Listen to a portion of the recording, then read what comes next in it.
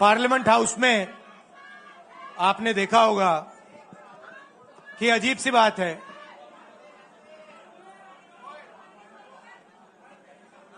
BJP की जो पूरी मूवमेंट थी, राम मंदिर की, अयोध्या की मूवमेंट थी। सही बात। शुरुआत अडवाणी जी ने की थी, रथ यात्रा हुई थी, उसमें आपने अडवाणी जी को रथ पे देखा था। कहा जाता है कि नरेंद्र मोदी जी ने उस यात्रा में अडवाणी जी की मदद की थी। इनकी शुरुआत वहां हुई, राइट? ठीक है। रथ यात्रा चली और पार्लियामेंट में मैं सोच रहा था कि उन्होंने राम मंदिर का इनॉग्रेशन किया और राम मंदिर के इनॉग्रेशन में अदानी जी दिख गए, अंबानी जी दिख गए, मगर गरीब व्यक्ति वहां कोई नहीं दिखा। आपने देखा होगा, टीवी पे देखा आपने। अब उसका नतीजा बताता हूं।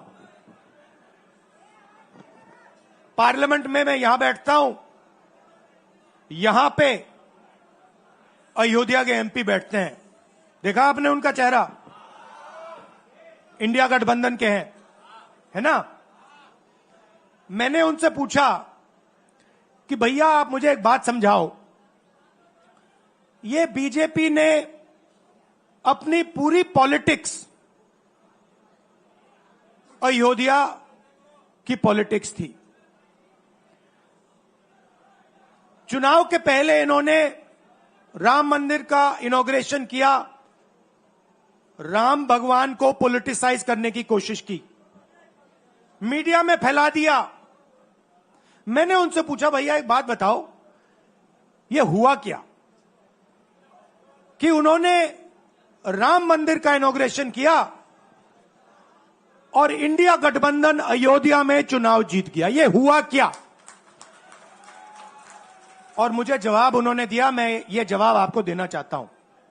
उन्होंने कहा राहुल जी, मुझे पता लग गया था, तकरीबन 6 महीने पहले मुझे पता लग गया था कि मैं अयोध्या से लड़ूंगा, और जिस दिन मुझे पता लगा उस दिन मुझे यह भी मालूम था कि मैं सिर्फ लड़ूंगा नहीं, इंडिया गठबंधन अयोध्या से जीतने जा रहा है। मैंने कहा कि आपको कैसे मालूम? पूरी देश में, मीडिया में, सब जगह राम मंदिर का इनॉग्रेशन हुआ, तो आपको कैसे मालूम? उन्होंने कहा कि राहुल जी, जब मैं अयोध्या में लोगों से बात करता था तो मुझे अयोध्या के लोग सिर्फ 2-3 चीजें कहते थे। पहली बात कहते थे कि अयोध्या में मंदिर बनाने के लिए, क्लीन अप करने के लिए बहुत सारे लोगों से जमीन ली गई, बहुत सारे लोगों की दुकानें, घर तोड़े गए, और आज तक जिन लोगों के घर छीने गए, तोड़े गए, दुकानें तोड़ी गई, आज तक उनको नरेंद्र मोदी जी ने कॉम्पनसेशन नहीं दिया। पहली बात। जहां भी वो जाता था लोग उनसे कहते थे हमारी जमीन छीनी गई, सरकार ने हमें मुआवजा नहीं दिया। दूसरी बात, अयोध्या का इंटरनेशनल एयरपोर्ट बना, बड़ा एयरपोर्ट, जमीन किसकी गई? अयोध्या के किसानों की जमीन गई। आज तक उनको सही मुआवजा नहीं मिला। और तीसरी बात इन्होंने बताई मुझे, तीसरी बात, राहुल जी, अयोध्या की जनता को बहुत गुस्सा आया जब उन्होंने देखा कि राम मंदिर के इनॉग्रेशन में अयोध्या का एक भी व्यक्ति नहीं था। यह कारण थे। मगर मैं आपको यह कहानी क्यों बता रहा हूं? क्योंकि जो मूवमेंट अडवाणी जी ने चालू की थी, उस मूवमेंट को जिसका सेंटर अयोध्या था, उस मूवमेंट को इंडिया गठबंधन ने अयोध्या में हरा दिया है। बहुत बड़ी बात कह रहा हूं। मतलब इनका पूरा जो सेंटर था, वहां पे हमने, आप जैसे कार्यकर्ताओं ने, कांग्रेस पार्टी के कार्यकर्ताओं ने, और आप जाके पूछिए वहां पे समाजवादी पार्टी के किसी भी नेता से पूछ लीजिए और वो आपको बताएगा कि कांग्रेस पार्टी का कार्यकर्ता बब्बर शेर जैसे हमारे साथ खड़ा हो गया था, 1 इंच पीछे नहीं हटा। तो अयोध्या में कांग्रेस पार्टी ने, इंडिया गठबंधन ने इनको हराया है। तो अगला स्टेप क्या है? अब इन्होंने क्या किया? अच्छा, अंदर की बात बताता हूं। अब यहां आया हूं, परिवार से बात हो रही, तो अंदर की इनसाइड ट्रैक बता देता हूं। इनसाइड ट्रैक है, उसी एमपी ने बताया, राहुल जी यहां पे 3 बार सर्वे हुआ था, नरेंद्र मोदी जी वाराणसी से नहीं लड़ना चाहते थे, नरेंद्र मोदी जी अयोध्या से लड़ना चाहते थे। उनके सर्वेयर आए, 3 बार आए, नरेंद्र मोदी जी आए, और सर्वेयर ने उनको कह दिया, नरेंद्र मोदी जी अगर आप अयोध्या से लड़ेंगे, आप अयोध्या में हारेंगे, आप अयोध्या में मत लड़िए, क्योंकि अगर आप लड़ गए, आपका राजनीतिक करियर अयोध्या में खत्म हो जाएगा। इसलिए अयोध्या से नहीं लड़े, वाराणसी से लड़े। और वाराणसी में हमने 1-2 छोटी गलती कर दी, नहीं तो वहां उनको निपट लेते। मतलब आप देखिए, अयोध्या में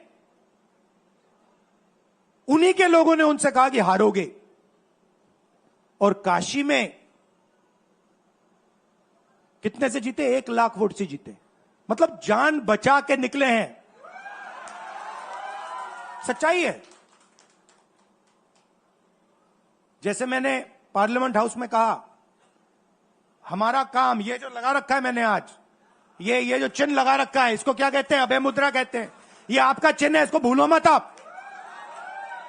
आप आज वापस जाओगे, अलग अलग धर्म के लोग हो आप, हर धर्म में यह चिन्ह आपको दिखाई देगा। गुरु नानक जी की फोटो देखिए, महावीर की देखिए, बुद्धा की देखिए। इस्लाम में भी, जैसे मैंने पार्लियामेंट में कहा, दुआ मांगी जाती है, दोनों हाथ से ऐसे मांगी जाती है। आप शिव जी की फोटो देखिए, उसमें आपको यह दिखाई देगा। और इसका मतलब है डरो मत, डराओ मत। और मैं आपसे यहां कहने आया हूं, इन्होंने आपके ऑफिस पे, आपके कार्यकर्ताओं पर आक्रमण किया है। अब आपको डरना नहीं है, डराना नहीं है। इन्होंने हमारे ऑफिस पे धमकाकर, ऑफिस को तोड़कर हमें चैलेंज दिया है। चैलेंज क्या है? गुजरात के चुनाव में मैं आपको बता रहा हूं, हम सब मिलकर इनको गुजरात में हराने जा रहे हैं। जो हमने कहा, और लिख के ले लो, कांग्रेस पार्टी की जो आत्मा है वो गुजरात के चुनाव में लड़ेगी, और नरेंद्र मोदी और बीजेपी को गुजरात में, जैसे हमने अयोध्या में हराया है, वैसे ही हम गुजरात में इनको हराने जा रहे हैं। कौन हराएगा? हमारे लीडर हराएंगे, हमारे बब्बर शेर टाइगर हराएंगे। आप देख रहे हो, मैं बता रहा हूं आपको, देखो 50% आप में से लोग, 50% आप क्या सोच सकते थे? मैं आपको पूछता हूं, आप क्या सोच सकते थे? चुनाव से पहले आप सोच सकते थे कि अयोध्या में बीजेपी हारेगी? ना। आप सोच सकते थे कि नरेंद्र मोदी से जान बचा के निकलेगा?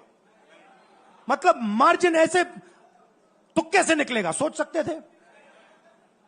मैं आपको बता रहा हूं, जैसे ये अयोध्या में हारे वैसे यहां पे हारने जा रहे हैं। आपको सिर्फ एक काम करना है, एक काम करना है आपको सिर्फ गुजरात की जनता को सिर्फ एक बात बोलनी है, आपको डरना नहीं है। बिना डरे अगर आप बीजेपी से लड़ गए, चाहे आप किसान हो, मजदूर हो, छोटे व्यापारी हो, अगर गुजरात की जनता बिना डरे लड़ गई, बीजेपी सामने नहीं खड़ी हो पाएगी। दूसरा उदाहरण देता हूं, आप कांग्रेस पार्टी को जानते हो? हमारी पार्टी में कोई डरता है? कैसे मालूम?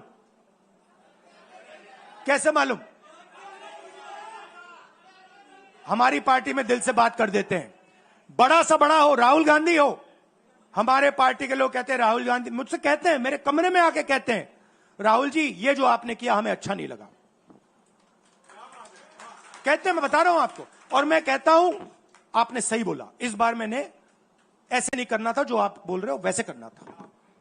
हम डरते नहीं है, ना हमारे कार्यकर्ता हमें बोलने से डरते हैं, ना हम अपनी कार्यकर्ता की बात सुनने से डरते हैं, ना हमारा कार्यकर्ता हमसे डरता है। अब देखिए, मैं आपको रियलिटी बता रहा हूं, बीजेपी में नरेंद्र मोदी बैठे हैं,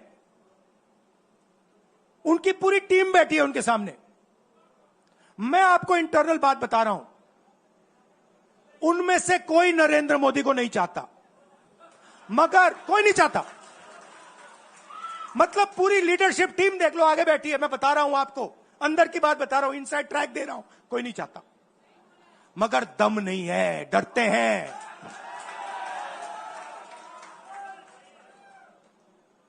अगर नरेंद्र मोदी जैसा लीडर कांग्रेस पार्टी में होता, पूरी कांग्रेस पार्टी खड़े हो जाती, कहती है नहीं हम डरते नहीं है, हटो यहां से। मगर उनकी पार्टी में दम ही नहीं है, उनके कार्यकर्ताओं में दम नहीं है। आप देखो ना, एक आदमी खड़ा है वहां पे, सबकी हवा निकल गई, मतलब कार्यकर्ताओं की हवा निकल गई, आरएसएस की हवा निकल गई, सारे लीडर्स की हवा निकल गई। सच बोल रहा हूं ना। और हमारे मतलब छोटा कार्यकर्ता होता है, टाइगर होता है, आता है कांग्रेस प्रेसिडेंट के सामने, आता है राहुल गांधी के सामने, आता है, कहता है भैया मेरे दिल में ये बात है, आपको ना लगे मैं तो बोल रहा हूं। तो ये है कांग्रेस पार्टी। अंग्रेजों के साथ ये खड़े हो गए थे सारे के सारे आरएसएस वाले। हम लड़े थे, हमने कहा, देश से हमने कहा था डरो मत, डराओ मत, हमने कहा था। बीजेपी के लोगों ने हाथ जोड़ के कहा था भैया डर गए हम, जो करना है कर लो। तो आप अपनी हिस्ट्री समझो, जो डर की भावना होती है ना, वो आप में नहीं है, उनमें है। और इसी के कारण मैं आपको बता रहा हूं, कांग्रेस पार्टी गुजरात में जीतेगी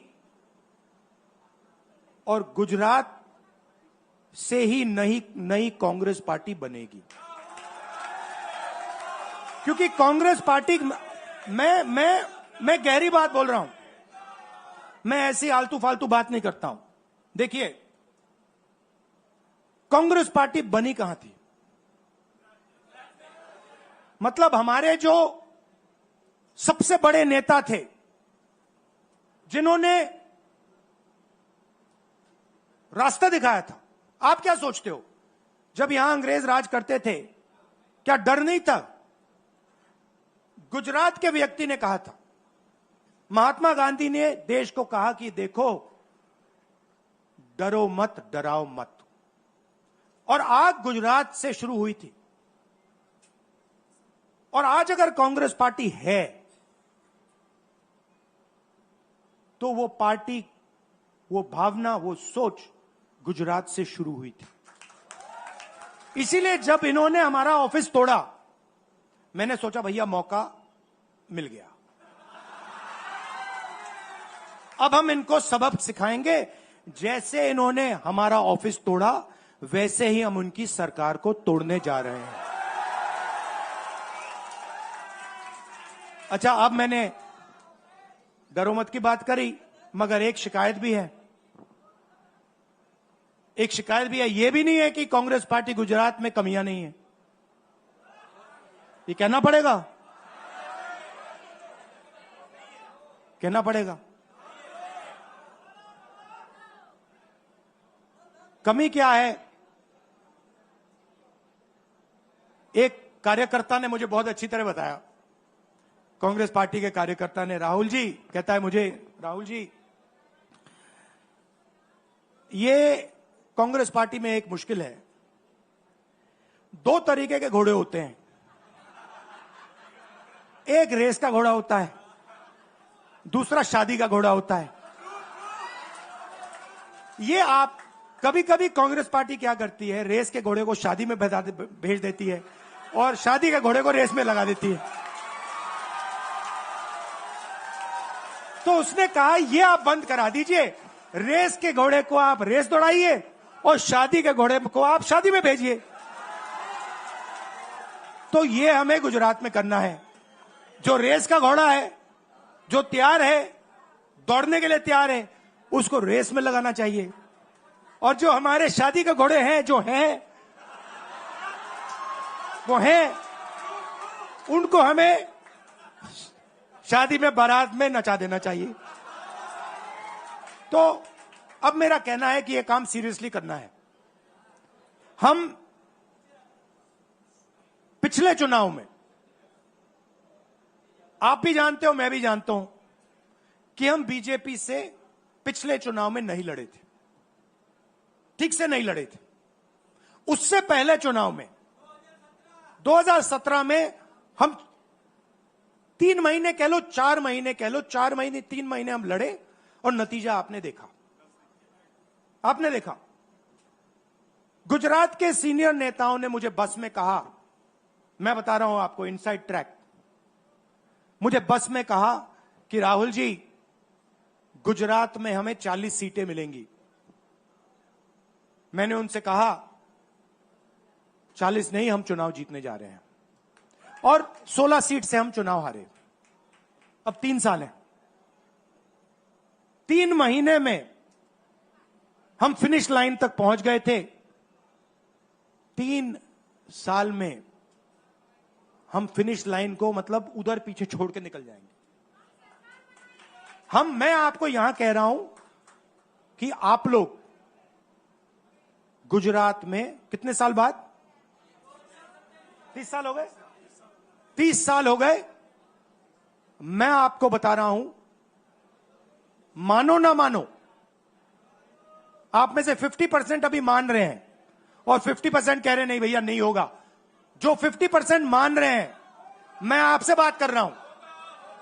जो 50% मान रहे हैं, मैं आपसे बात कर रहा हूं। आप लड़ जाओ और ये बाकी 50% बैठे हैं, उनकी माइंड बदल दो, नैया पार हो जाएगी, सरकार बन जाएगी। और मैं आपसे कहना चाहता हूं कि एआईसीसी की टीम, राहुल गांधी, मेरी बहन, सारे के सारे सीनियर लीडर आपके साथ यहां खड़े होंगे, आपके साथ मिलकर इनकी सरकार को तोड़ेंगे। आपने बहुत सहा है, बहुत लाठियां खाई हैं, बहुत अपमान हुआ है आपका, गालियां खाई हैं आपने। अब बहुत हो गया, अब इनको हमें सबक सिखाना है और हम इनको हराने जा रहे हैं। और नफरत से नहीं, मोहब्बत से आप देखना, मोहब्बत से हम इनको हराएंगे। कैसे? क्योंकि नरेंद्र मोदी जी का जो विजन था,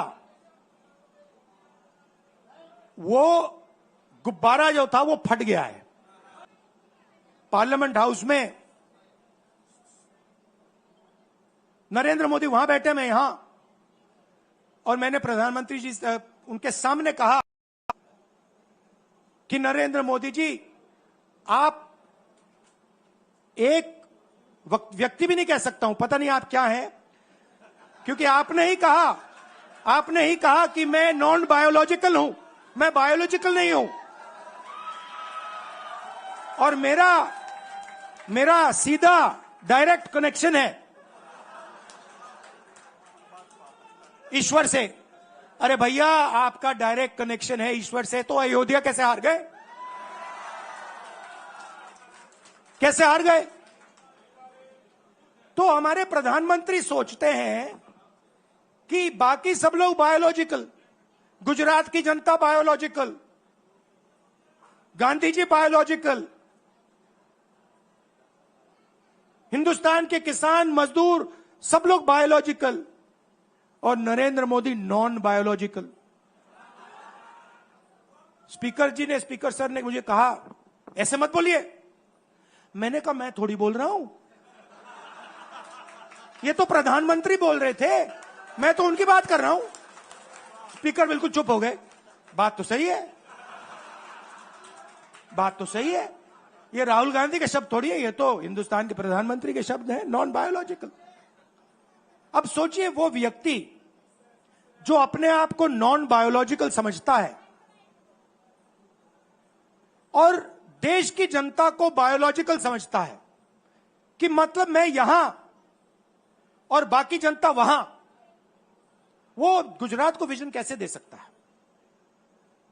जो किसानों का दर्द नहीं समझ सकता, मजदूरों का दर्द नहीं समझ सकता, डायमंड इंडस्ट्री में जो काम करते हैं उनका दर्द नहीं समझ सकता, नॉन बायोलॉजिकल व्यक्ति वो गुजरात को कैसे रास्ता दिखा सकता है? नहीं दिखा सकता।